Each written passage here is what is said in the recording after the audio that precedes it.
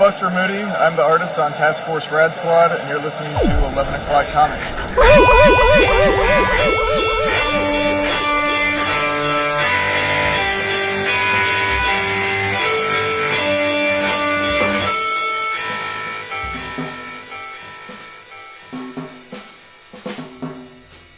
There we go. Horses are at the starting line. You know it. Got some fun stuff going on. Monkey Bunch. Funnest. And the source of the fun? Baffling. Because, not usually a go-to guy for the good times. You know what I mean? Like usually, dude, this is beyond hurtful. I don't understand this. Good Lord. You know how I play with you. Fucker. That's right. Hey everybody, it's 11 O'Clock Comics, episode 894. And boy, do we have something special planned for you, because I'm Vince B. Ooh, you are Vince B. I am David A. Price. Indeed you are, and of course I am the Cull Yedin. Wow. You're not. You're Jason Wood. Where did you grab that? From the book. The name from the book of the same name. Interesting. You're very surprising. But you're not the Cull yet, and you're Jason Wood, everybody, all together once again. And remember, it's all brought to you by CheapGraphicNovels.com. CheapGraphicNovels.com. Everything you want at the price you want to pay. Now, we're going to be talking about a lot of OGNs, single editions, collected editions tonight, and you're probably going to be able to find a good 80% of them, if they're the ones that are at least in print, at cheapgraphicnovels.com, because they have all the omnibus, the trade paperbacks, the OGNs, the manga, all that stuff at drastically reduced prices. Do the comparison test. Look it up on cheapgraphicnovels.com, then go to Amazon and see what they're asking for it. Chances are Cheap Graphic Novels will be drastically less than Amazon. That's crazy. And even better, their postage is amazing. The way they ship and pack and stuff, it's so secure. The post person left mine out in the rain the other day. Didn't matter. My Romnibus was mint condition. Yes. Mm-hmm. Yes. So if you want to get that stuff and get it cheap, go to cheapgraphicnovels.com. And when you order, because savings, you're going to receive an email saying thank you for ordering, and you're going to reply to that email saying 11 O'Clock Comics sent me, and you are going to get free shipping on your next order. It is amazing. You know it. Just like the Spider-Man. Max be that dude. Yes, he is. He's a wonderful individual. For real, though. Yeah. Well, my choice of poison for this week, since we're doing something different, I thought, well, I have to drink, unlike Jason. I have from Flying Dog. Yes, one of my favorite breweries. This is a seasonal release. It's called Dogtoberfest. It's a Märzen Lager. Is that how it's pronounced? Märzen Lager. And it says on the back of there's a back label that says, there is sauerkraut in my lederhosen. All bold. I repeat, there is sauerkraut in my lederhosen. And it's only 5.6% ABV. I also have, from Dogfish Head, Crimson Crew Red Ale. Ale brewed with sumac. It's that time of the month. It's 12 ounces, and it has 7.1% alcohol by volume. It's the Off-Centered Art Series. Oh, I love that. Yeah. Yes. So that's what I got. Nice. Drinking it up with my booze. I'm going to do you one better. Uh-oh. I got some Nature's Promise grapefruit sparkling water. Thanks, Chad. Stop and Shop. That's excellent. It is Stop and Shop. You're correct. I am. Yeah. I know my store brands. That's right. There's a little bit of a chill I'm trying to nip, so I am sipping 90. on. What? It's like you're 90. Well, it's not like I got a blanket across my leg. No, that's Jason. I literally have a blanket across my leg right now. Stunned. Yeah. With them little slippers that have the slippers, just socks. Nice. Just socks. Nice. My Michter's unblended whiskey, a little bit of a splash of of soda water, and that's going to keep me going tonight. Nice. Now, Jason, just to set the stage for your people. Yes. Anything happened this week? Well, we'll get. Oh, right. Yeah, I think we should do. Yeah, let's do that first. Oh, okay. Yes, and then we'll get into the thing that you came up with. That's it's going to be a whole mess of fun. One thing. So we're gonna, instead of a spoonful of sugar helps the medicine go down, we're gonna give the medicine first and then do the sugar. Yes. Yeah. Okay. Oh my god. That sounded like a jet airplane. Is that I know. I just can't. I can't anymore. Take it away. I love you. You just want me to explique the issue of the week? Is that you want me to lead in? Yes, the big deal, the big goings on in the art world. Yeah, so we're recording on Thursday, February 1st, and I am sure I am not the only person in our little world that has been deluged with people sliding in and out of my DMs the last 48 hours, and that is because, very unfortunately, there appears to be a fairly significant unwinding of at least the way things have currently been operated at Cadence Comic Art. And an art shop that longtime listeners have heard us talk about quite a lot.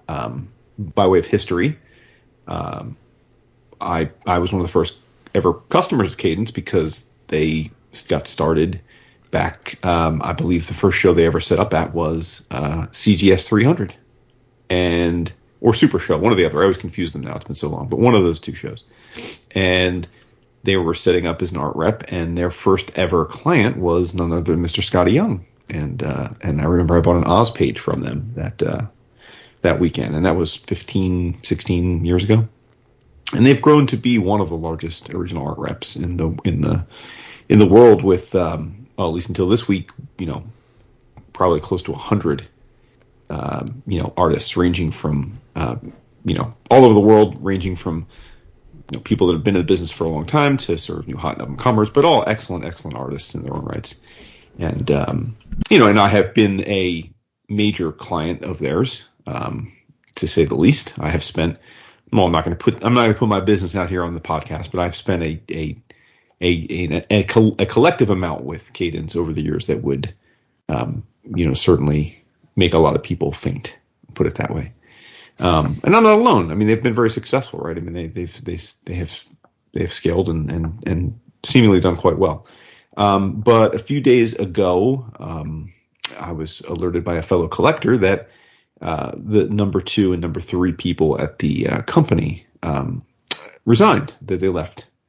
And that was noteworthy because if you've been to a convention at Cadence for the last few years, you would know these two gentlemen quite well. They pretty much, in many cases, run the show, or at least are as actively involved with the client base as Paolo, the owner.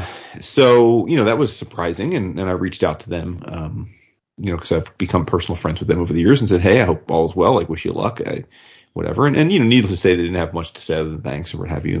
But it certainly seemed a little odd for them both to leave at the same time. And then we started hearing things on the internet, just about like, hey, what's going on at Cadence? I'm hearing strange things are afoot, and it was all very nebulous, as these things tend to be. And, I think, and you guys would agree with me. I mean, it's certainly hard not to be curious of these things. I was also getting a bit of a pit in my stomach because I thought, well, I hope nothing's going on too bad, because, I consider almost everybody involved, from the other OA collectors that go there a lot to the artists that are there to, even, the people running the place, I considered them friends. So it's like, okay, this doesn't sound pleasant, no matter how it's panning out. And then as the last 48 hours have evolved, more and more sort of come to bear, most notably, a lot of the Cadence artists that are repped have been publicly declaring on their social media that they are no longer associated with Cadence in any way. And, to varying degrees. I mean, some have been just very terse with it. Some have been a little more emotional about it. Some have been, many have still not commented one way or the other. But many of the names of the artists are no longer on the website. So, so seemingly they're leaving, but they haven't publicly said anything. And it's picked up a tremendous amount of momentum. Where, like I said, I mean, I probably had, no exaggeration, 50 different people DM me in some capacity over this in the last 48 hours, meaning like, hey, what are you hearing? Or did you hear, hey, this is what I've heard, and that's a really frustrating thing, because I think that while like there's a salacious component to anything like this, I think people need to really be mindful of the fact that these are human beings, right? Like no matter what side or who we're talking about with this, like they're human beings with families and, real financial circumstances that may or may not be at issue here. And, so that's like, I would ask for people to like show a little grace there, but nevertheless, it looks, at least based on what I can gather, that there are certainly major things happening, with Cadence and the art crew. And, as you guys know, the three of us are very close friends with a lot of the artists that are repped there, personal friends. And, it doesn't sound good, at least from what I've gathered from them. They seem to be discouraged and frustrated and disappointed in what's incurred, but I'll leave it at that, because anything beyond that in terms of like what actually has transpired, that would be totally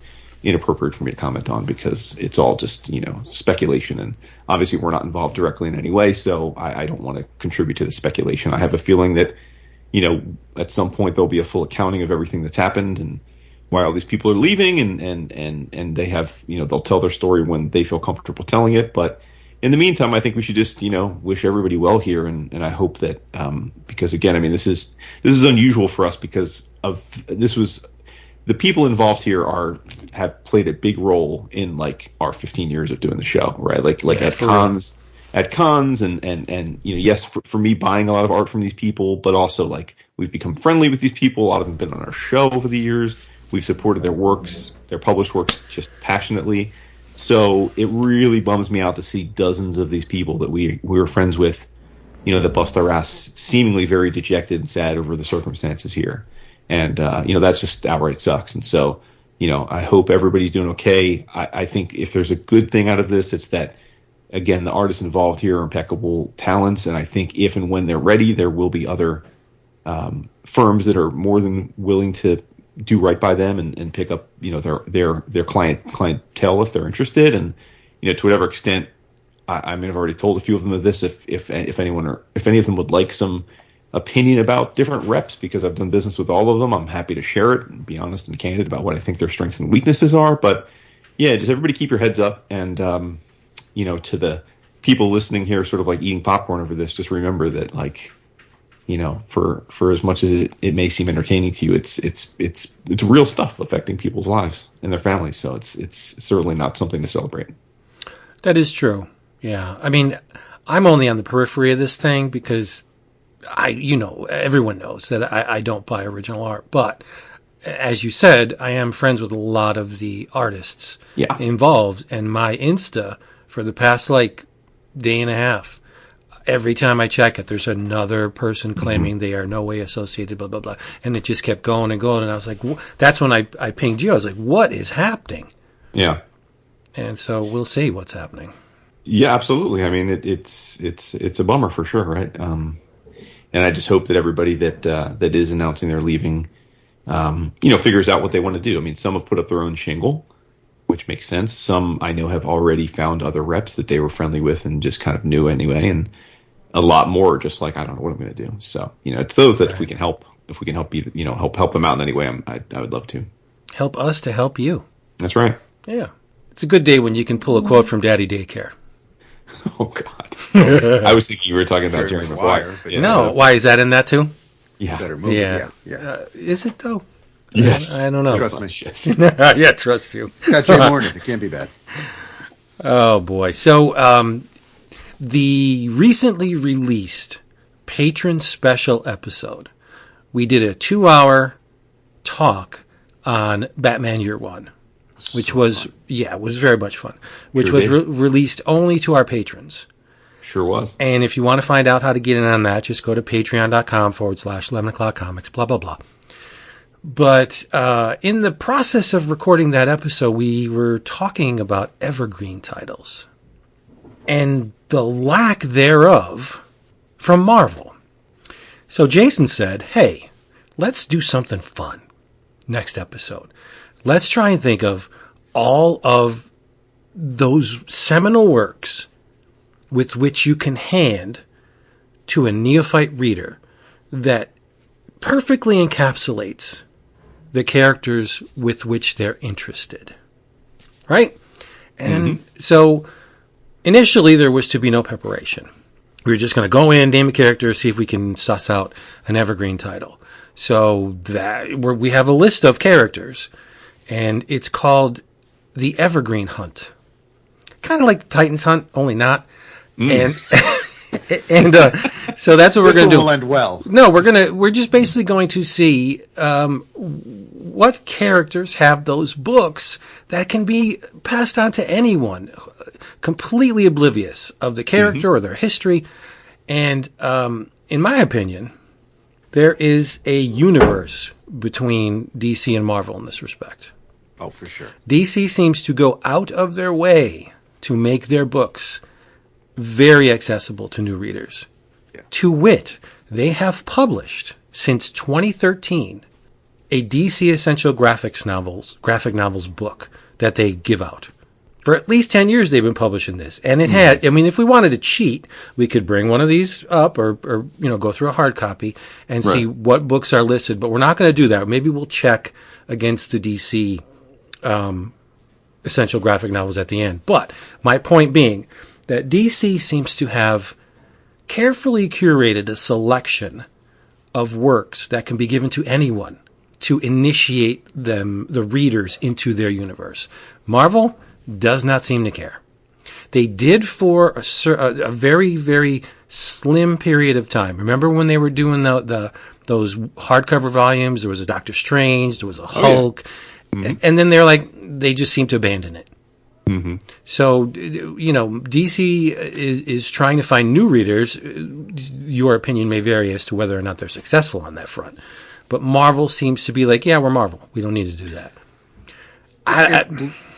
Lately, Marvel has, whether it's for the young readers, young audiences, or based on some animated shows, they have gone for a long time. Marvel seemed to be really rigid, and like if it didn't exist in the 616, like that, there was no alternate versions of their characters except for the ones in New York that you could read about every month.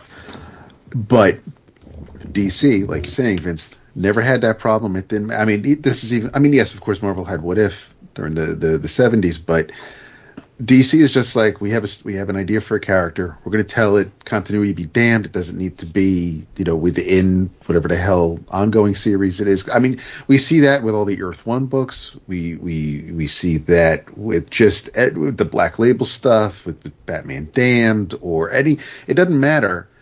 If somebody has an idea for a character, DC's like, great, we're just going to give it its own special book and have fun with it. And that makes for a great variety when you're perusing a bookstore and you want a graphic novel to go and you're not worried about whether or not you got to come back every month to finish the story.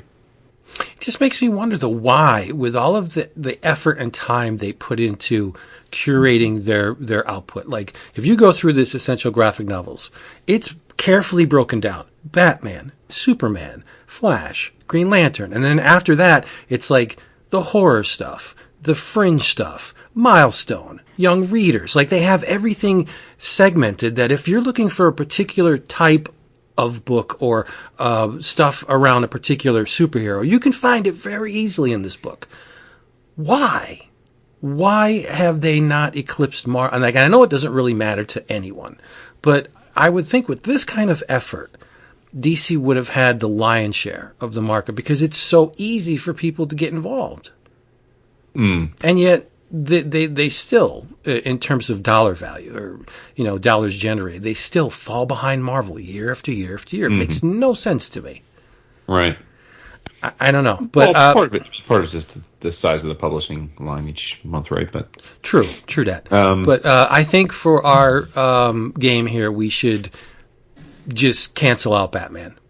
He doesn't get to play because he's the right. For frame of reference, I mean, like you said, I know that, as you mentioned, we had a patron-only episode about Batman Year One, and we're not going to certainly regurgitate most of what we talked about because we spent 2 hours. But the point of the way this all came about is that we generally agreed that whether you pick DKR or Year One or both, and you said it, Vince. You said you have been basically trying to read a story about Batman, or had spent decades. You gave that up a while ago, but you had spent decades trying to find a story that was as good, that featured Batman, as DKR. In year one. Yes. And then I said, I think that's a lot of our fandom in general, right? How many bad X-Men comics and bad Avengers comics have I read over the last 40 years just because I don't want to miss the next great Avengers comic and X-Men comic? But have any of them ever really matched up? And then we started talking about, are there definitive works? And if is there a work by a character that you could give to someone and confidently say, well, if you don't like this, you don't like the character, or you don't like the team. And I think this is one of those interesting conversations for several reasons. One, opinions are going to vary greatly, right? Right? Like, depends on how much you love the character, probably first and foremost, and how familiar with the entirety of what's been written about them.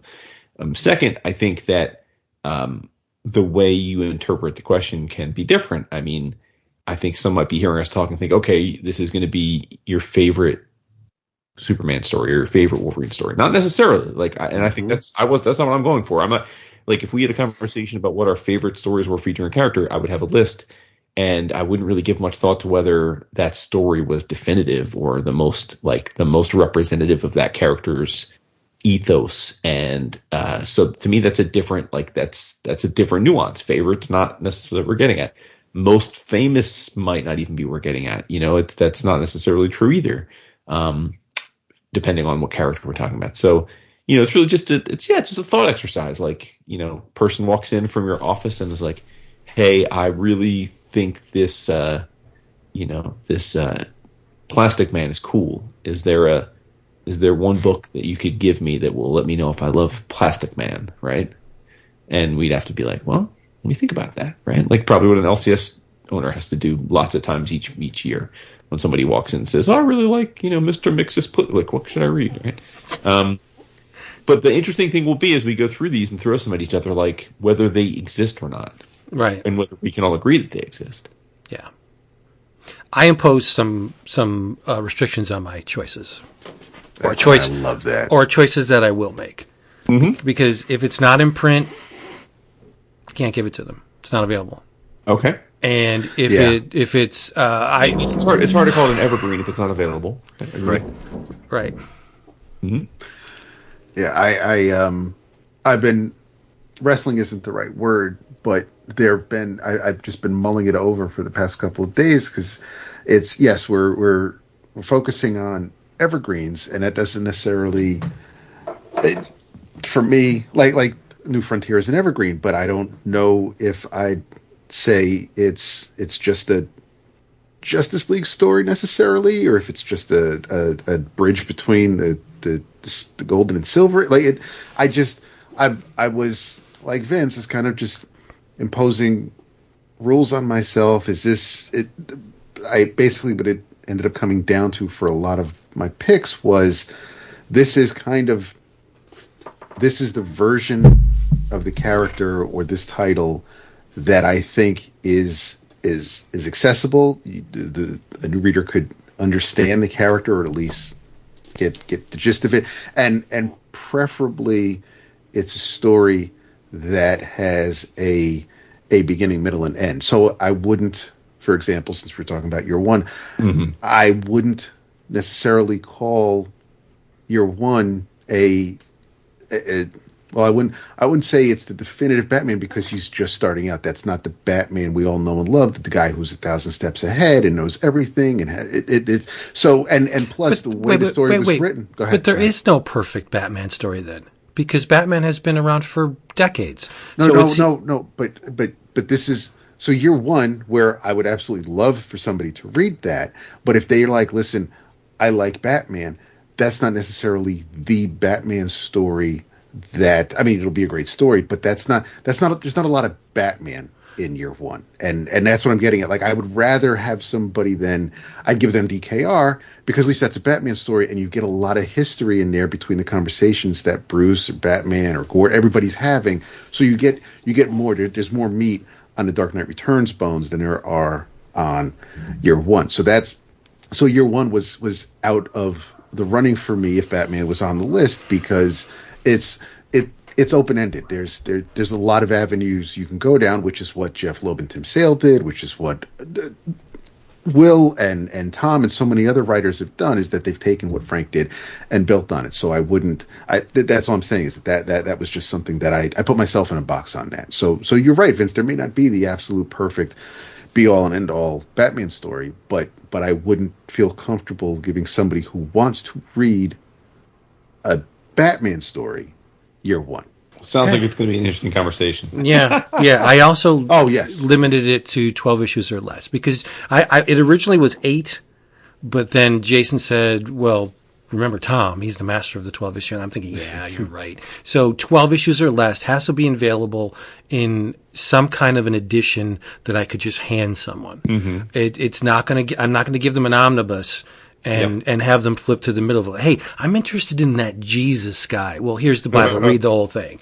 That's not how I did it. All right. So how do you want to do this? Do you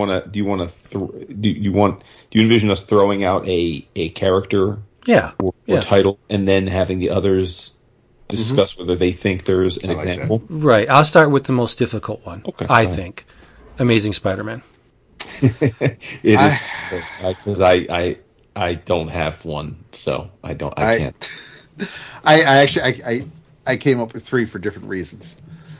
And I don't. They're all well. One of them I can't really. One of them everybody talks about or maybe considers or thinks it's an evergreen. I don't. Your mileage may vary, but for me, there was one story that really made me think that this is Spider-Man, because he is just he's focused on a mission, and that is to protect people, and he will sacrifice himself just to make sure that the damage is kept to a minimum, and it's, with everything else going on in Peter's life, it just, those 2 issues just felt like a great primer for somebody who wants to read about Spider-Man. But it is only 2 issues, so I don't know if that's 2 issues is not really an evergreen make, I don't think. So I can't. I think there also has to be a component of critical acclaim involved in this too. Like, you just can't select something you enjoy, right? You know what I mean? It has to have withstood the test of time. Mm-hmm. That's why I think I ended up with Spider-Man Blue. Okay, it's an intro, yeah. I mean, it's early Peter. Gwen's alive. It's with the whole Coffee Bean gang, and it's just, but it's Valentine's Day. The framing is basically, it's Peter's love letter to Gwen. He is with Mary Jane at this time because he's telling a story from the past. But it does, I think Loeb does a good job of letting the reader know who Peter Parker is, who Spider-Man is, and what he puts himself through and what he does for those he loves. Right. There's none. I don't think there's one. I mean, the top level Spider-Man collections, Kraven's Last Hunt, you can't give that to someone. No, that's exactly right. Right, I was going to make that point. I think for me, my first thought was Kraven's Last Hunt, but because I do think that is the probably that's what everybody goes to, but it's not right. It's not right. Yeah, it's complex. It's powerful because you have a lot of familiarity with the characters. So. If you want to read a fun little Spider-Man story that basically tells you who the character is after he's established, it's from Amazing 229 and 230. Nothing Can Stop the Juggernaut. I think that's a great little story. Mm-hmm. Yeah. Again, but no, I know it's not ever right. Right. I mean, in a perfect world, Marvel would publish slim hardcover editions of Amazing Spider-Man 33. And say, here's the one issue. If you want to know anything about Peter Parker or Spider-Man, this is probably the best single issue of Spider-Man ever written. So, Yeah, just hand out that. But then they'll be like, ooh, it's so old looking. I don't understand. What's this with this art? You know how people are, right? Yep. So, I mean, yeah, the Spider-Man is one of the best characters ever created, and yet there's not an evergreen title to give to someone. I mean, at least not on the level of Dark Knight Returns or Year One or something of that acclaim. It just doesn't exist. And it's sad. I think I agree with you. Yep. Yeah. Okay. Well, since I'm going to say I'm going to throw Hulk out there for you. Oh, easy. Okay. Planet Hulk. I think I knew it. I knew you were going to say that. Yep. Mm-hmm. But what do you say, Jason? It's a little bit heavy lifting, pun intended, for a new reader because it's long-ish. It's on the. I mean, I wouldn't give them the omnibus with everything in it. I would just give them the collected Planet Hulk, and it's like, here, this is a great Hulk story. Yeah, it incorporates the origin somewhere in there because Pac was good about letting you know where this character came from. It shows the paranoia the entire Marvel universe has for this character because he's a hair trigger. He could go off at any moment, and what are they going to do? Right? Let's get him off planet. Send him away.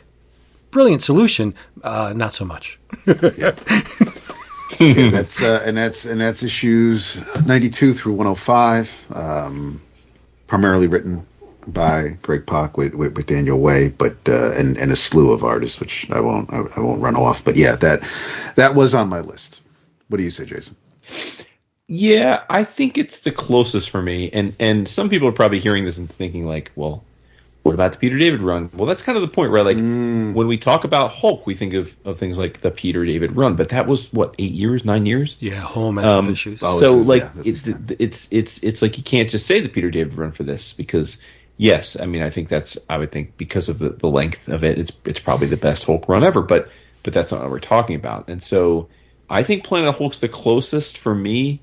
It's certainly my favorite Hulk story that fits in this, say, short form parameters of like 12 issues or less. Obviously, we were all really big fans of the Immortal Hulk. That went for what 50 issues. 50 issues. Yeah, so, and you have to read the whole thing. Right. Exactly. Yeah. It's a wonderful. I mean, there are a couple of one shots, but even that ties into the ongoing, so it's not like he's not. Yeah, I guess the one nitpick I have with the Planet Hulk is that, as you noted, it is a setting that is not prototypical for him. He's basically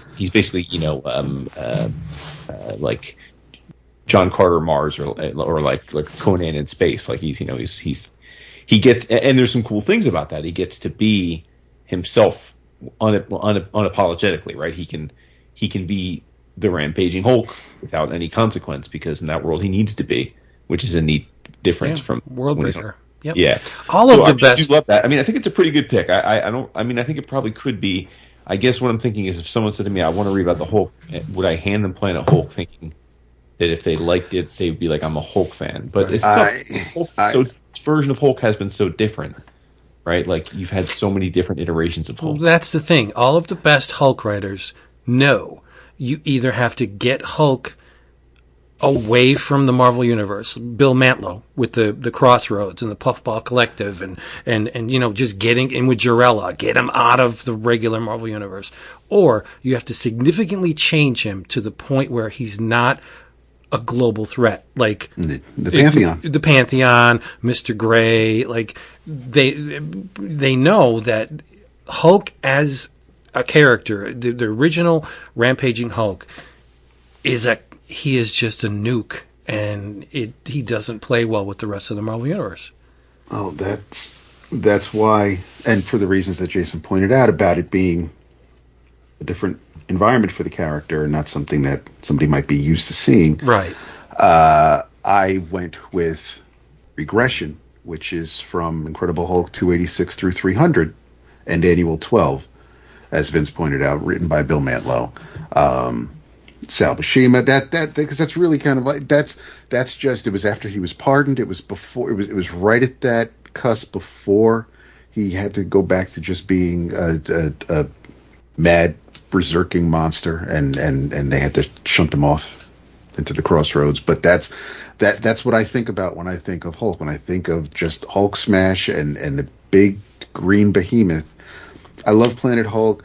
I love Peter David's run, and you can pick out a bunch of things from there. But yeah, I when I think of the Hulk, it's the Bill and Sal version, and Regression is a trade that's in print. It collects those issues. So if you just want a story where Hulk just gets to be Hulk in a setting you might be familiar with, I figured Regression was a good pick. That is a good pick. It's been so long since I've read it, though. I'd have to read it to really say. Oh yeah, I still want to know if it stands up. But yeah, based on memory, because I also remember the corner box because that's when he dropped the little vial and he starts changing it. It was a fun time. It was a fun time. Mm-hmm. We could probably, there's a couple on both sides of here, DC Marvel, that we could probably just agree and knock out, right? Like Daredevil, the answer is yes, and it's Born Again, right? Right. Yep. Exactly. Yep. Right. So I'm saying, but we should acknowledge that because I'm sure, again, listeners would be like, what about like those? That's an easy one, but it's worth mentioning. I mean, to me, that is like that may be the most definitive Marvel evergreen in this category, right? Totally agree. I'm not going to argue it. There's Nice. nothing else. Nice. I got one for you guys. Now, admittedly, one I probably have more of an opinion on than you guys, but I was curious. Deadpool. Jesus. I don't know. I have no idea. I don't know. Oh yeah. As I really didn't read it with really any regularity. I know Priest wrote some. I know Gail Simone wrote some. There was that. Joe Kelly's the definitive writer. Right. Yeah, I was thinking Casey, but you're right. Yeah, Joe Kelly. So yeah. No, I wouldn't be able to give you an answer. Here's why I brought this one up. I think this is a very, very difficult one character to say yes to because it's like Frankenstein's monster. The majority of the Deadpool that the people listening to this podcast have read, particularly if they're younger than 40, has been a strange amalgamation of two very different archetypes of the character that have always been at odds. You had the original version, which was basically a almost silent Snake Eyes like a mutant assassin created by Rob Liefeld, still making quite a nice living off of the fact that he created that character. And he wasn't really he wasn't funny per se. I mean, he had a few witty remarks, but he was a deadly assassin, all business. Super cool, right? And then you had what I mentioned, Joe Kelly, who took over the character and had a many, many year run on the book. Which I think, if we're just talking runs, I would say is certainly like that's the definitive Deadpool. Joe Kelly defined Deadpool. What I mean by that is that Joe completely reimagined the character and created the fourth wall breaking, slapsticky, nonstop jokey, almost, well, not almost, but often over the top to the point of annoyance character. But he did it really well, and it was novel at the time because, again, this was something that no one had done before. But the problem is that the vast majority of people who have chosen to or been picked to write Deadpool ever since have felt compelled to try and make their version of Joe Kelly's version. And the problem with that, as we say it all the time, humor is very subjective. And it is an incredibly fine line between that character and the way that he's portrayed being incredibly cringe annoying or entertaining. And it's a super fine line, and I think most times writers have gone over it. So to me, I was thinking about this and thinking, well, so if someone said I'm interested in Deadpool, what should I read? And I came up with something that is newer. It's actually from 2013. It's Deadpool, the Good, the Bad, and the Ugly. It's still in print. It's a pretty good seller each year. It is Deadpool, the third volume, numbers 13 through 19. It was co-written by Brian Posehn and Jerry Duggan. Mm-hmm. Art, amazing art. First few issues by Scott Koblish, and then the majority of the book by Declan Shalvey. And it is a story where Deadpool, one of the scientists who imbued him with his powers, his healing factor and the like, is trying to kill him. And so he finds two other super soldiers that were part of the Weapon X program, Wolverine and Captain America, and they go on a buddy movie type of adventure trying to stop the people who are trying to stop them. And the reason I would nominate that, and I realize you guys probably don't feel empowered to push back or agree or disagree, but the reason I nominate is because I think that for me, who's read a ridiculous number of Deadpool comics, it's one of the only evergreen, still in print volumes of the character that I think really nicely and deftly balance the original version of this badass who is has few peers on the planet in terms of being deadly, and is funny but not to the point of you want to close the book because it's cringy. So that's my nomination. And again, I don't presume you guys are going to have much pushback or support for this, but that's my pick. I guess it's a good pick. I haven't read it. Yeah, no, I get it. Yeah. There's so much Deadpool too. He's almost as diverse in character makeup as the Hulk. You could like that first miniseries. I think Joe Mad drew it, and then it changed to the wisecrack. There's so many people I've had there. Circle Chase. Circle Chase. That's the one. Yeah. Mm-hmm. I have a character from Marvel that rivals Daredevil in his evergreen titles. It's the one character besides Daredevil that there are many evergreen titles from which to choose. Do you know who that is? My main man Logan. Nope. Captain America. Oh, okay. You have The Man Without a Country by Mark Waid and Ron Garney. Yep, Ron Garney. Yeah. You have The Adventures of Captain America, Sentinel of Liberty by Fabian Nicieza, Kevin McGuire. You have the Tim Sale, Jeff Loeb thing. What was it called? White? Yeah, I don't know about that one. But well, it's still... I mean, again, and there's a lot of... Now, there's an entire era of Captain America that you cannot give to anyone to read that is interested in the character. Remender or Brubaker? No, the Grunwald. I mean, it's just there's okay, yeah, Cap Wolf and D-Man. Like, what is all this? Diamondback. There's so many things that, and there's no. Don't leave out the cool part of it. Serpent Society. Come on. Right, but what I'm saying is that era is great, but it's not a dalliance. You got to jump in head first. I agree. Yeah. Right, and it seems like for Captain America, and you can even give them the first Brubaker trade. And that's a gateway drug. I mean, because if you can't read that and not want to read more, right? So I think Captain America's collections are very robust, at least in terms of for the Marvel universe. He's one of the top dogs. Yeah, no, that's. I mean, they may not have all. I mean, I anticipated someone bring up Captain America, and I think there is a definitive Captain America. Like, again, if the question is. Someone says to me they want to read about Captain America, and I want to hand them something that they're going to get a really good sense of the character and whether they like the character a lot. My nomination is Captain America: The Winter Soldier, which collects Captain America 1 through 14 from the 4th volume, which was the second Brubaker. I mean, he had back-to-back. They redid a renumbering, but he still on the title. But this was Brubaker, Epting, Lark, Perkins, and John Paul Leon. 4 amazing artists working with Brubaker. 12 issues or 14 issues, and I know you had said you put a 12-issue limit on yours, and so I guess technically this wouldn't fit, but this is one collection, and it's actually 13 issues. It skips one of the 14 issues, but because it was a one-shot or kind of a one-off. But I mean, to me too, what's interesting is the character in Brubaker's Captain America: The Winter Soldier. A lot of the conceptualizations of what went into the MCU are first there, right?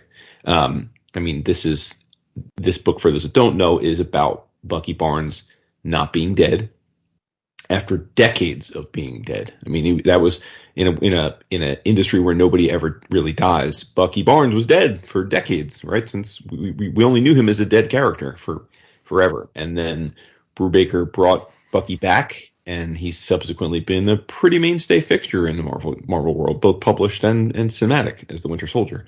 But this is where that all happens. And So I mean, that would be my pick, but I realize that's certainly not like a throw the hammer down and say there it is. But I just that's my thought on it. Yeah, I mean, as a lot of Cap stuff that I really enjoyed were like all in the ongoings. I know, but what Vince riffed off, all solid stories. I guess they just never stuck with me or made such an impact where I I'd consider them an evergreen, but they absolutely tick off all the boxes. Nice. What else? Well, now that he's read some of these, what would be, now that Jason has read some of the stories featuring versions of this character, do you think there is one?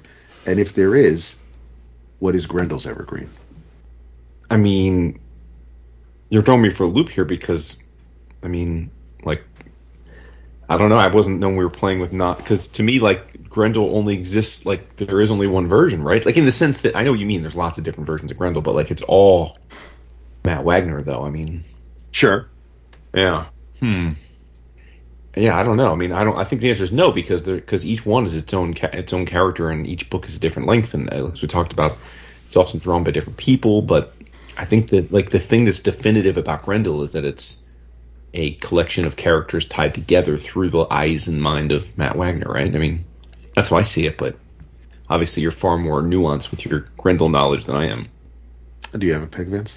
No, I kind of feel the same way. It's all from one person, so every book is kind of definitive, depending on the Grendel. You know what I mean? It's there's a definitive Epi Thatcher, there's a definitive Hunter Rose. Yes. No, well, the way I approached it was that because there is, however, 40 or so issues of the ongoing, and that it was broken down into limited series when Dark Horse republished it, but there is one that I think if somebody just wanted to see what maybe Grendel was about, that is kind of it's after the Hunter Rose stuff, which can be a little dense, but gives enough where it respects the past because they're telling the story of what went on before while it's happening. It's the first 12 issues. It's Devil's Legacy. The first 12 issues drawn by the Panda brothers.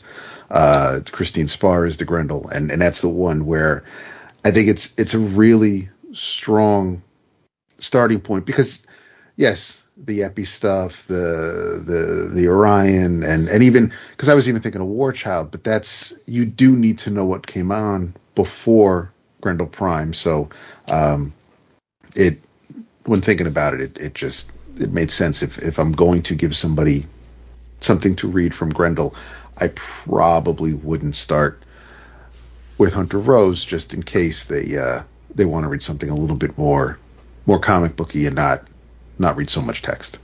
Right. All right. It's like an O'Closker funeral up in this piece. Let's get it. Let's do rapid fire. Let's get these done because we're nearing the edge. All right, there, player. Damn. Superman. Yeah. Well, I want to hear Jason. Well, no, I don't. Again, this is off the cuff. You go ahead if you have something. I'm thinking about it. I mean, I so wanted to do Man of Steel, but I had to go with Birthright. It's 12 issues by Mark Waid, Lanil Yu, Jerry L. Ogwin, and Dave McKeag. And I went with Birthright.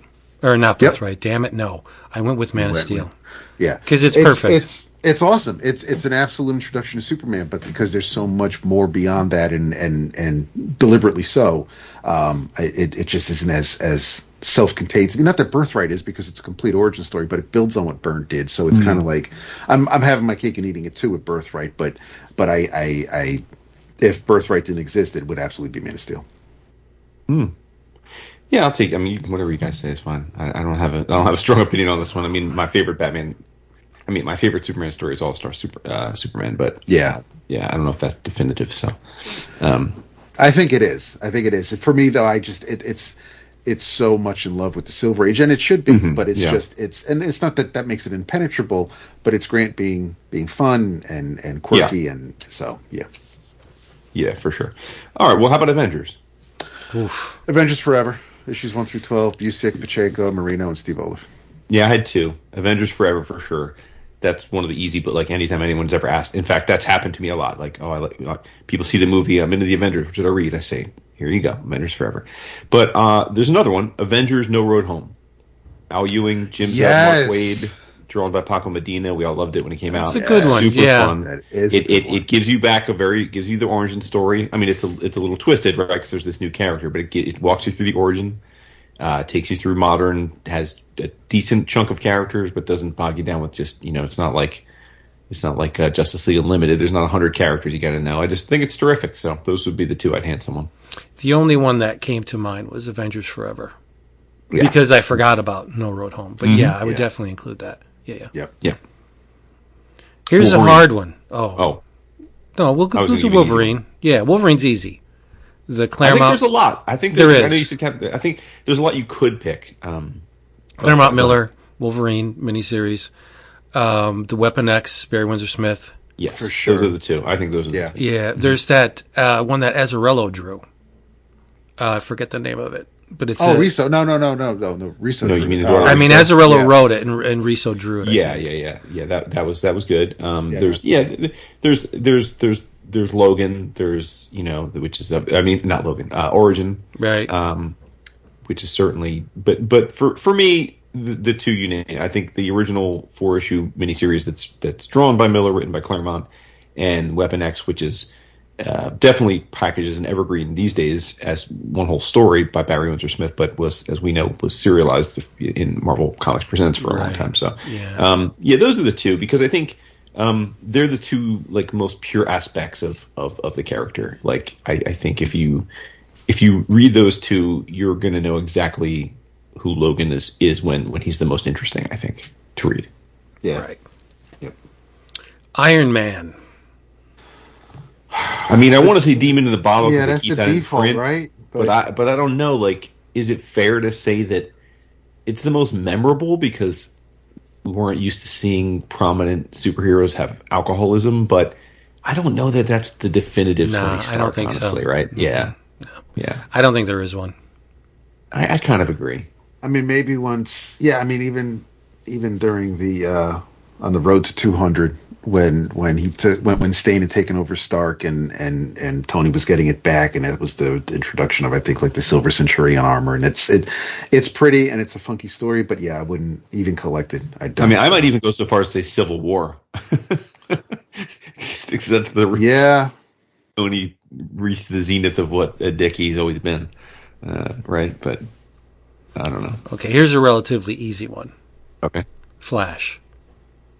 Oh, see, I'm so unread with Flash, I couldn't begin to tell you. Well, I think you got to break it up into two. You got to do either Wally or Barry. Mm-hmm. So for Wally, it's Born to Run from Mark Waid. Oh, okay. And Flash Rebirth for Barry. Even though I hate to nominate a book drawn by him. Oh, that shit bird. Yeah, it's marketed as Ground Zero Flash.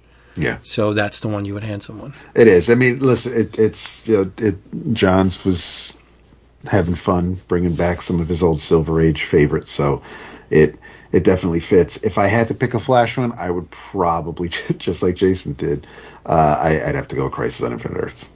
It's not a Flash story at all, but right. I mean, he saves the day and sacrifices himself, or tries to at least. So it's important for Flash for that story, but yeah, there wasn't a whole lot of Barry stuff even before Crisis that you could say, hey, there's a great Flash story. That Flash of Two Worlds, right? But I'm saying, but that's a one-off to introduce to have people remember the Golden Age, but it's not that wasn't part of some massive storyline that you could collect into a substantial read. It is neat though. Justice League of America. Oof. Yeah, I don't know. Rough. I ended up. If we could just pick one issue, I would have picked The League Divided, Justice League of America 200, written by Conway with a bunch of artists. It's a fantastic Justice League issue because it really encapsulates everything that I love about the Justice League. But I guess you could kind of cheat and just go with Kingdom Come. Yeah, I don't think the neophyte's going to make any sense out of that. No, Yeah. It's hard because you have, in a sea of evergreen titles for singular heroes, DC's group books don't have a lot of evergreens. Like, I could say Teen Titans. What's the evergreen book for that? Like, if you want to think of one, then it's the Judas Contract. Yeah, I was that's just because gonna say, it the collection of that kicks off with New Teen Titans 39, which is when Dick and Wally are basically retiring, and then 40 is the 40. New Teen Titans 39 and 40, Tales of the Teen Titans 41 through 44, and Tales of the Teen Titans Annual number 3 makes up the Judas Contract. I think there's enough there for readers to kind of like get the gist of the team and how connected they are and how much of a familial unit they are, but it's still it's a pretty dark story, and I don't know how comfortable I feel giving somebody that story, but it's probably the closest of anything from the Titans that would be considered an evergreen. It's not games. It's not Titans Hunt that went on forever. It's not Teen Titans. It's not the Johns and McCone stuff that came later. If I'm going to give somebody a Titans book, it has to be from Marvin George. So that Judas Contract's the only thing that comes to mind. Yeah. Well, here's one near and dear to Vince's heart, and I don't have an answer for you. Fantastic Four. There's none. There's none. There's not what about that Full Circle book? No, but that's just that's there's not a single Fantastic Four book you can give to someone. I agree. It's so sad. Yeah. Yeah. I racked my brain trying to think of anything that could fit here, and there's just nothing.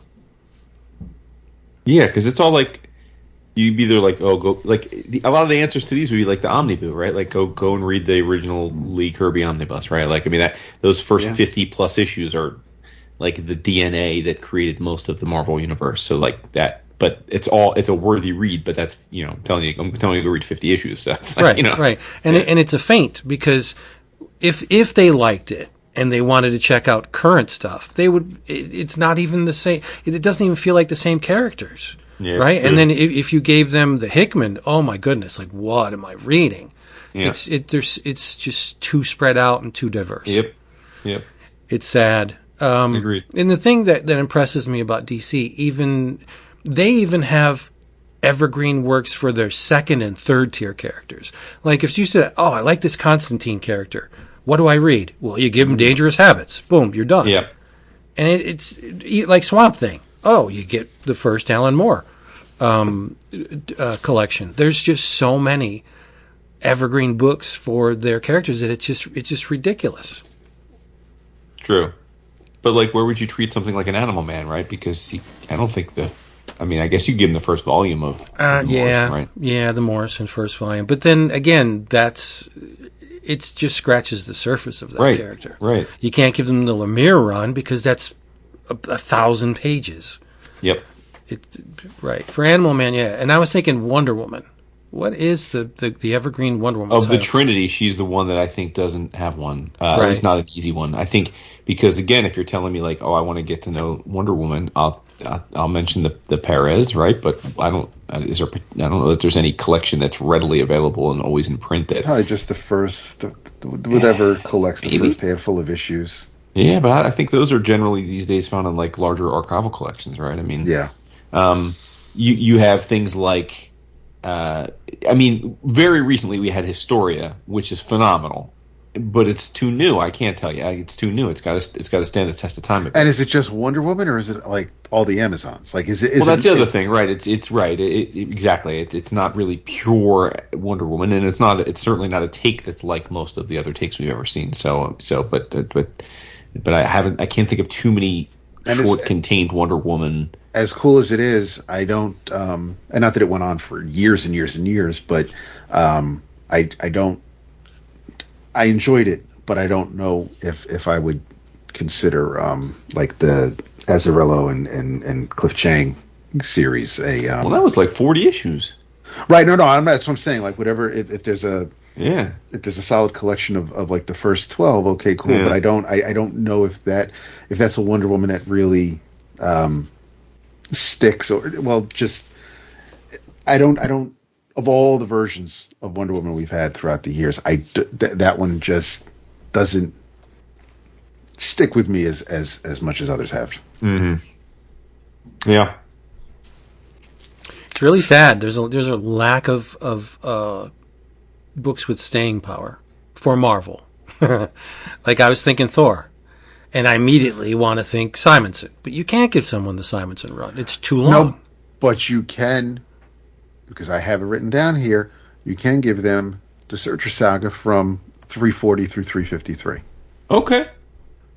Yeah, that is a collection. Yeah, it is. So it's just the Searcher Saga, and that's and I love that because I love that because if you give them that and they don't like it, then you don't like Thor. That, you're right. It passes that test, yeah. And, and they were building up to it with the whole Doom. I just, oh my God, it's it's the fine and all five. Oh no, that's great. Well, you know, Thor is obviously a very popular character, but there's a whole stretch of Thor that is really mediocre. For sure. Decades of Thor that was just really nice to look at. Buscema, Big John was drawing it. I mean, it was a beautiful looking book, but I don't know. I think Thor is the he works much better as a team player than he does on his own. Yeah. Unless Walt Simonson was writing and drawing it, then it's a totally different thing. But that lightning struck, and it was never repeated. Yeah, because as I mean, Lord knows I've got the 5 trade collections of Aaron's run, but even that, Thor is really involved in the Marvel universe, and you've got all the Rocksound stuff. So I mean, he's still involved with other people, even when not entirely, but there's a lot that Jason wrote that involved other Marvel characters, whereas Walt, not so much. You kind of just let Thor do something. Yeah. I have a lot of Asgard with that. Yeah. No, I have one you mean. I have a lot of input on Legion of Superheroes. I mean, how long is the Great Darkness Saga? It's not long. It's like 5, 6, 7 issues around there. That's it. Yeah, you can give them. It's one of them that I've read, but yeah, I would give them the Great Darkness Saga. Yeah, okay, 100%. Yeah, we're in line there. Easy, done in one. You can't give them 5 years later because it's not going to make a damn bit of sense to them. No, you can't. You can't give them. You can't give them the Wade kits and stuff because that was tied into. You started off as Superboy in the Legion of Superheroes, then halfway through because of whatever event was going on, and it becomes Supergirl in the Legion of Superheroes, and there's just a lot more of outside DC involvement with the later Legion stuff. So you can't give him the Bendis run because he just didn't get it. So, but. That's hilarious. So, yeah, how about Doctor Strange?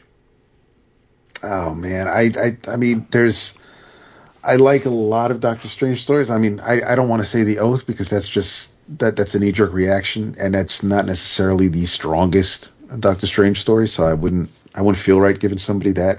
I wouldn't want to call that an evergreen, even though it's real pretty. Yeah, I don't. But that's what I'm saying. Like, I don't think there is. There's a lot of his stuff is in collection. There's the Frank Bruner drawn stuff that I think Englehart wrote, but I mean, I don't think that's collected right now unless it's in an omnibus. Yeah, it's in an Epic collection. And I have the old Marvel trade of it when they first started doing trades. But yeah, it's so trippy. You really should be under the influence if you're going to read it. Mm-hmm.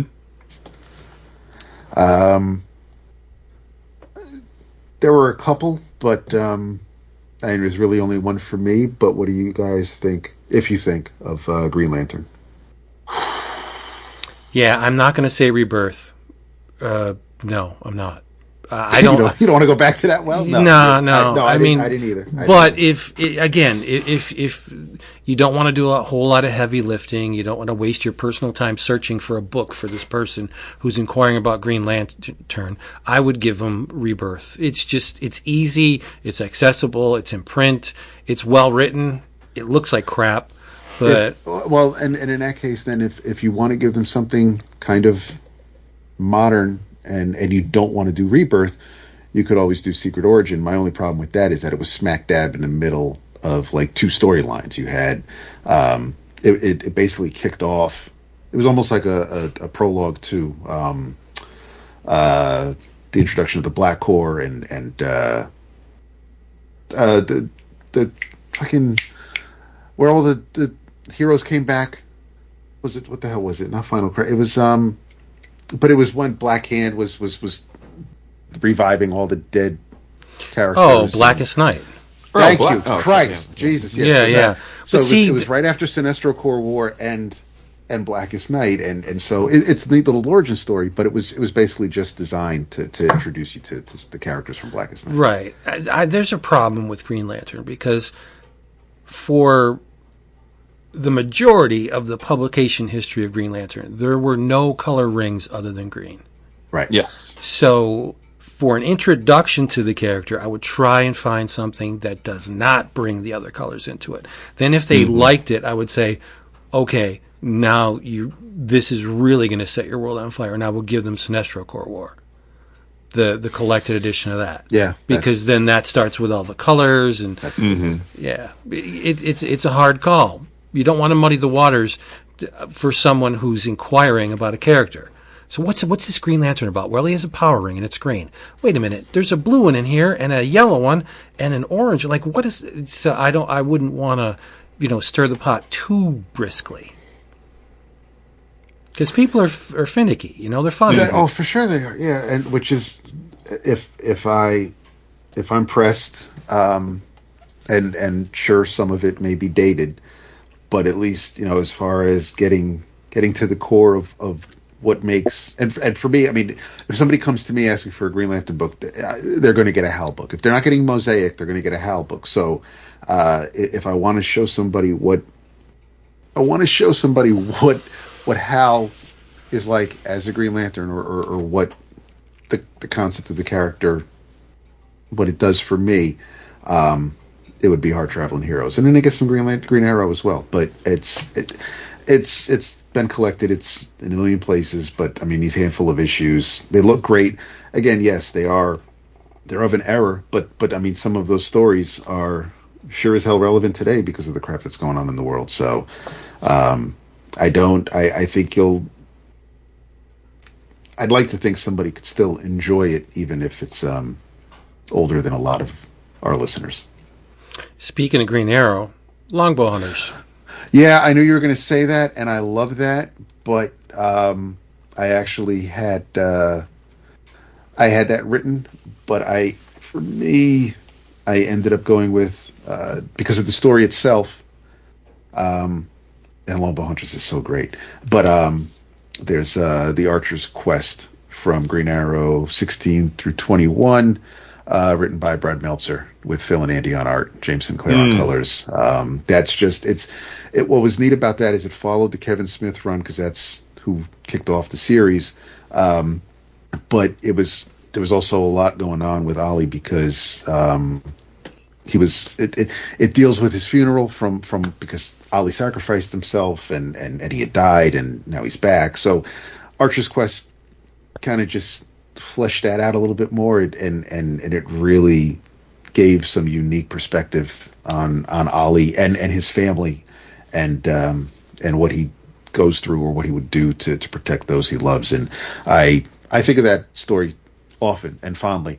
It is no Longbow Hunters, but as far as something that kind of just lets you know who Green Arrow is within the context of the DC universe, whereas Longbow Hunters he's kind of just pretty much solo except with Dinah. Archer's Quest is gets my nod.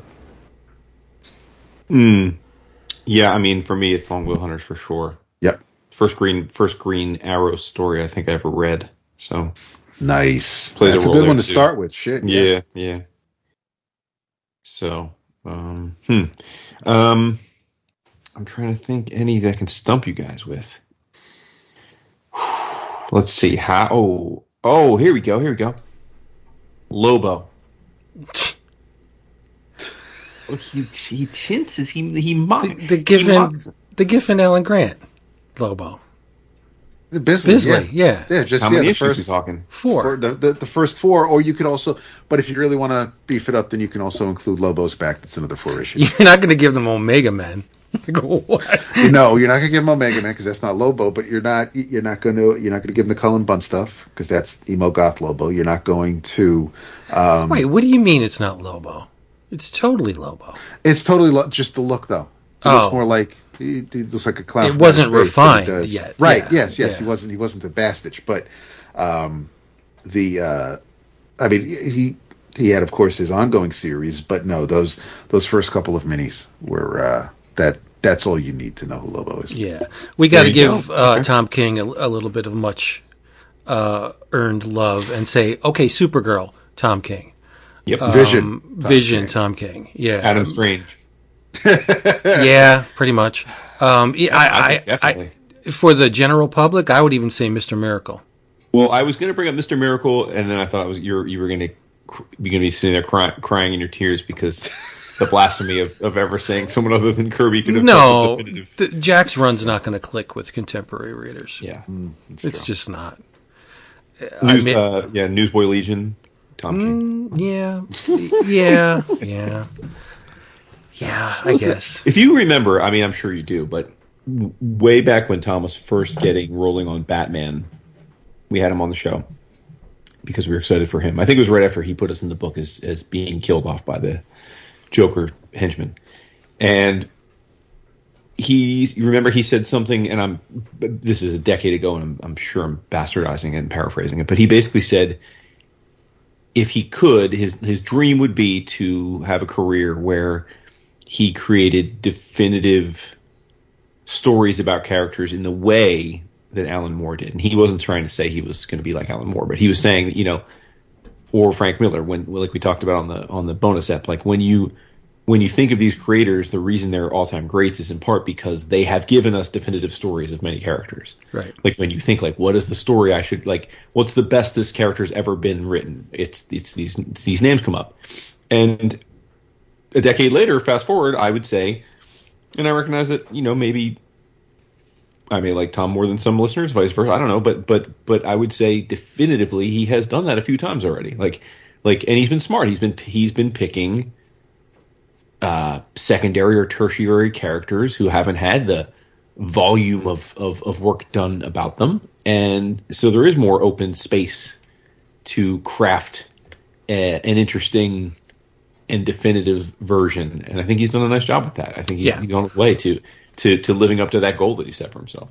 I enjoyed the series, but I think the one he touched that didn't live up to his own expectations was Omega Man. I thought you were going to talk about I can't even think of the name right now, the one where the Flash and the murder, the PTSD book. Oh, yeah, no. When he made Wally the Killer? Yes. Heroes in Crisis or whatever. Heroes in Crisis, yeah. Something like that. No, I wasn't talking about that. No, Omega Man. Omega Man's really good, but one, I don't think it eclipses the original.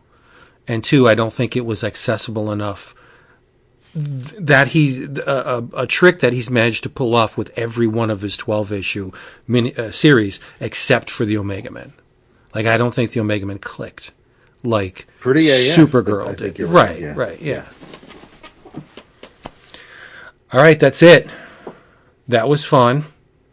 Oh, you're throwing in. All right, yeah, good. Well, there's plenty more. We can always pick this up again some other time.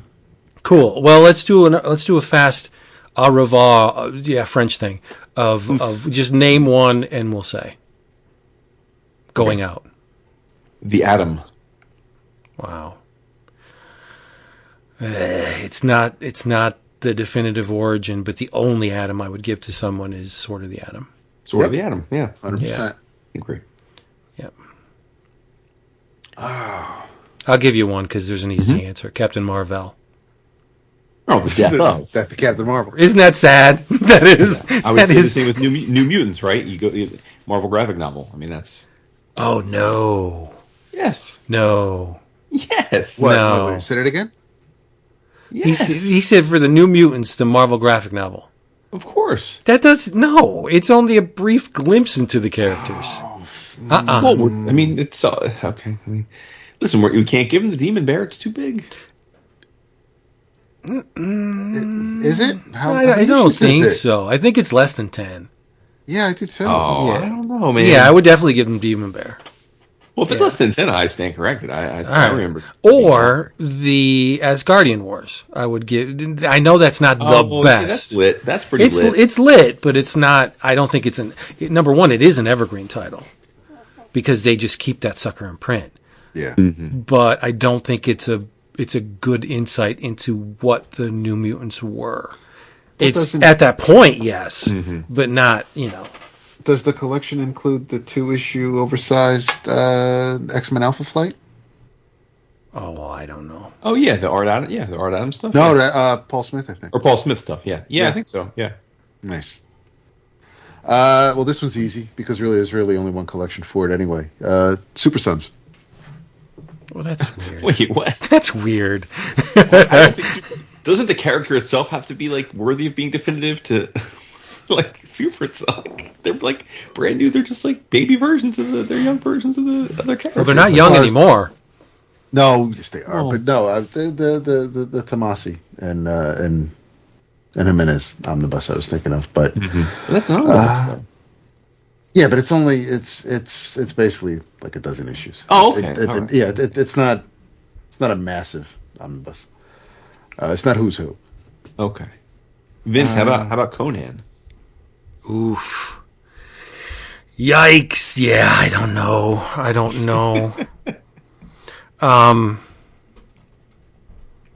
I really don't know. I would want to say Song of Red Sonja, but no. You could give them Red Nails. You can give them Tower of the Elephant. I don't have an answer. Eternals. I would not give them the Ramita Jr. version. Is that the Gaiman stuff? Yes. Gaiman Ramita Jr.? Yeah, Okay. no. Mm-mm. Changed it too much. I would just give them the entire Kirby run. Yeah, I guess so. How did that compare? How did the I mean, I'd give him Gill and the. Ribic. I was going to say I'd give him just it was only I'd give him the 12-issue Kieran Gillen Esad Ribic run because it was one of my favorite runs of that year for Marvel. So 2021. That makes sense. Yeah.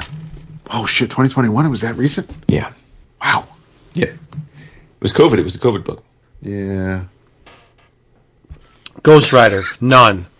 Son of Satan, None. none. Man Thing, there's really none. There's none. No, there's none. Aquaman. None. None. Howard the Duck, none. Right? You got to give None. him the omnibus. and You they got read to all. you got to read all of Howard or none. Same Yeah. thing with Rom. Yeah. Yeah. Pretty Yeah. much. And Micronauts. Same yeah. thing with Micronauts. Yeah. Yeah. Yeah. Godzilla, you got to read the whole run. Well, everybody knows who Godzilla is anyway. Like there's Hercules. There's one. I would go with the original, the Leighton. the Leighton. Absolutely. Oh yeah, Prince of Power. Yeah, Prince Still of in Power. print. 100%. Yeah, and those are. I think they package Prince of Power 1 and 2 together, Yeah, they do. Yes. Yep. which is really smart. Excalibur, Cross Time Caper, easy. Still in print. You can always Oh buy yeah. it. Oh, I don't know. And if it's not drawn by Davis, it don't count. Yeah, but there was a lot. There was a good chunk of the Cross Time Caper that wasn't drawn by Davis. Wait, no, that's not true. That is true. Did they revisit it? No, there's some Cross Time that didn't. Davis didn't draw. I remember thinking back in the day, like, what?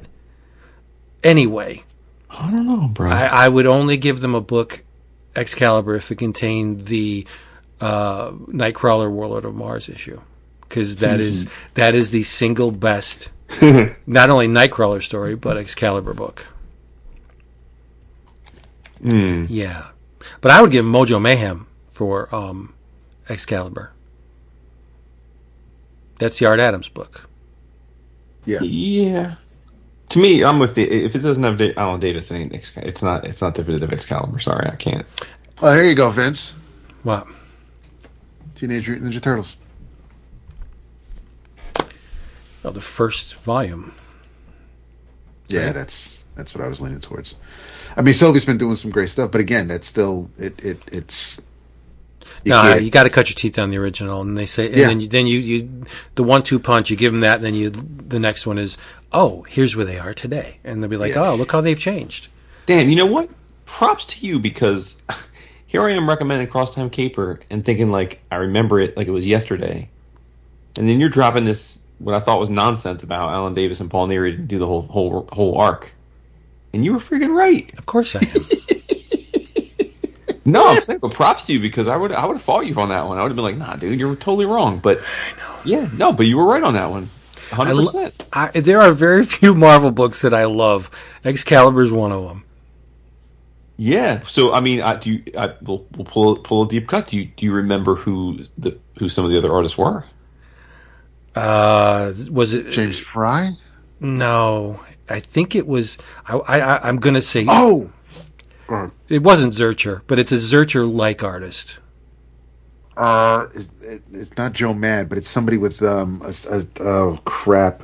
It's No, Joe Mad did a couple Excalibur issues, but not in the Cross Time Caper. Well, first let me No. say, because maybe I don't know if this will help or not, but Alan Davis and Paul Neary drew the first 6 chapters. This is a 12 issue arc. They did the first 6, and they did the final. They did 1 through 6 and 11 and 12. So 7, 8, 9, and 10. They did not draw. I know Terry Austin inked it. Yeah, I know who the damn artist is, and the name's on the tip of my tongue. And it's a weird name. Just and tell us. Yeah, so you're thinking of there's a Cross Time Keeper prologue, the issue before that Terry Austin inked, but part 7 was drawn by Dennis Jensen and Dan Atkins. No, I was thinking of him. Part 8 was drawn by Rick Leonardi and Al Milgrom. Ooh, No, not a shabby duo. no. Yeah, for sure. Part 9 was drawn by Chris Wozniak and Al Milgrom. I was thinking of Wozniak. Sure.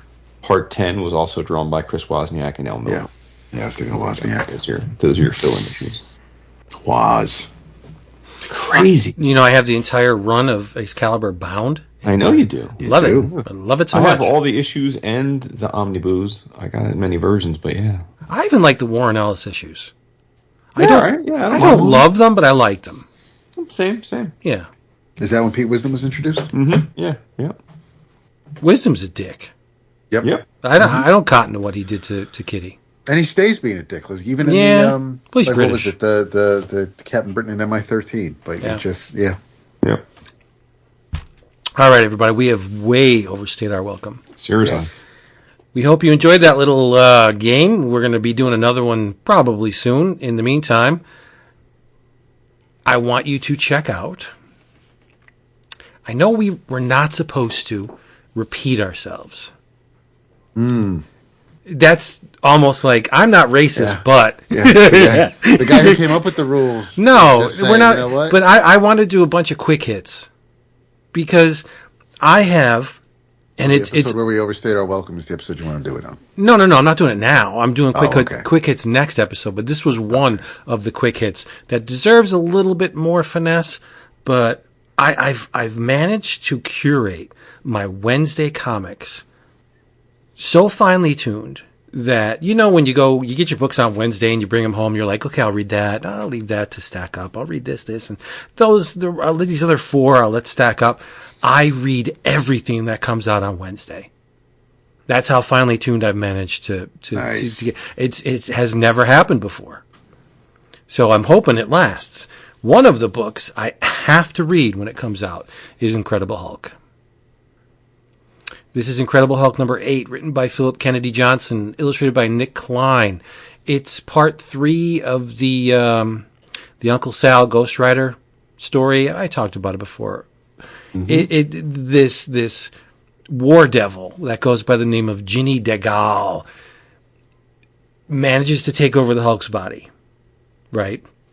And he has this metaphorical, maybe could exist in another dimension, but he has this garden type area.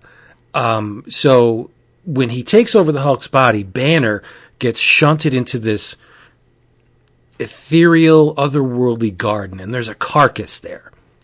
And there's hyenas running around, and they got their eyes on him. But then when this Ginny Degal comes in, he looks at Banner and he goes, "Oh, you little locust, you little vermin, I'm going to take you." And the carcass that's near Bruce tries to get away.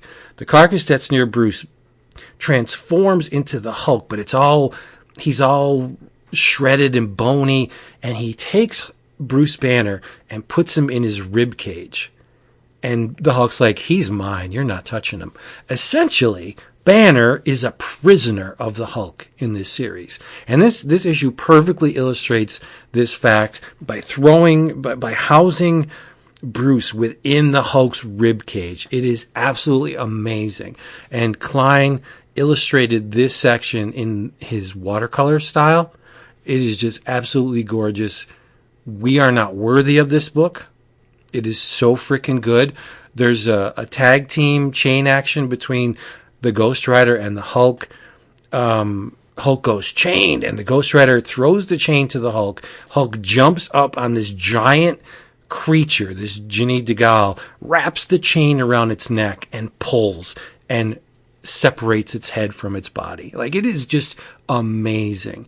But one of the things, the takeaway from this issue, and I don't know if it's going to have further implications in the Marvel Universe. Hopefully it will.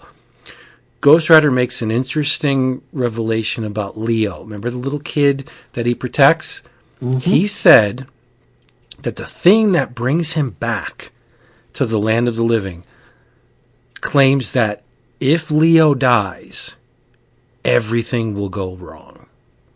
So that's a big deal. Like, if this child that exists within the Marvel Universe dies, everything goes to shit. So I really hope Johnson or someone else in another series revisits this idea, because it's very interesting to me that there's a boy on which the entire fate of the Marvel Universe rests. That's really cool. So fodder for future storylines. Read Incredible Hulk. It is one of those books that enjoy it now, because when it's gone, we're going to say we told you so. It is that good. Yeah. Yeah, I'd go along with that. Real quick, because the 5th issue isn't out yet, or I haven't gotten my hands on it. If it did come out this week, I don't think it did. But I really have been, when I caught up on the issues 3 and 4 of the Cull, after reading the first issue, I kind of thought I knew what was going on, but then the world really opened up a bit, and it's wild. Kelly Thompson, Matteo Ilias, and it is a very well rendered book. It definitely leans towards the more realistic of your comic books, but I said this world that Kelly created on the other side of this cave, it's nuts. I cannot wait to see what the 5th issue has in store for us. But yeah, if you haven't been getting them in issues, I'm sure the collection will be out soon enough. But yeah, in your travels, check out the Cull. Nice. In your travels, check out Somna, Somna. Number 2 hit the stands this week.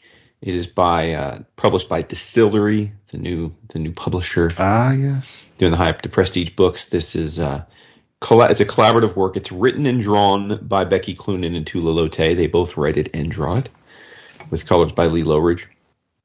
I guess Tula colors her own stuff because she paints it, but it's some pretty intense stuff. This to be clear, this is not even though it's issue number 2. Each issue is 60 pages, so it's effectively like little mini trades each. But so we're 2 issues in, we're 120 pages in.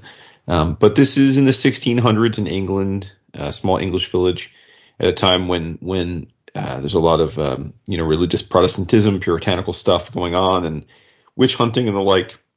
And the story revolves around a woman who is married to a very religious puritanical man, and he happens to also be a witch hunter, and she starts being possessed or by thoughts of sexual relations with a creature who may or may not be the devil. And it's a very erotic book. Like I said, it's a period piece. There's a lot of complexity to it. It's definitely not a quick and easy read. It's a very complex read that they're building, but I think they solve that by giving you 60 issues at a time. It looks incredible. For those that don't know Becky and Tula's art styles, they're quite different from one another. So the juxtaposition against them from every few pages, and there's a reason. I'll just say that Becky draws one component of reality and Tula paints the other. I'll leave it at that. But the juxtaposition makes perfect sense as a storytelling tool, and it's incredible stuff. And Distillery is setting a high bar for the level of quality that they're planning on putting out. All right, everybody. Thank you for listening. We hope you come back next time. If you are so kind, check out our Patreon page, patreon.com/11 o'clock comics. And don't forget, cheapgraphicnovels.com. You want to get your stuff cheap? Go to there and you will save. OGN's Omnibus Editions, trade paperbacks, manga, they got it. Massively discounted. cheapgraphicnovels.com. In your travels, you know what to do. Say goodnight. I got duct tape. Here, we'll do the duct tape serenade. Da da da da da da. Da da da da da da. David, did you actually hear that? Yes, I'm glad you didn't say duct tape along to the DuckTales theme song. No. Good night. Da da da da da da.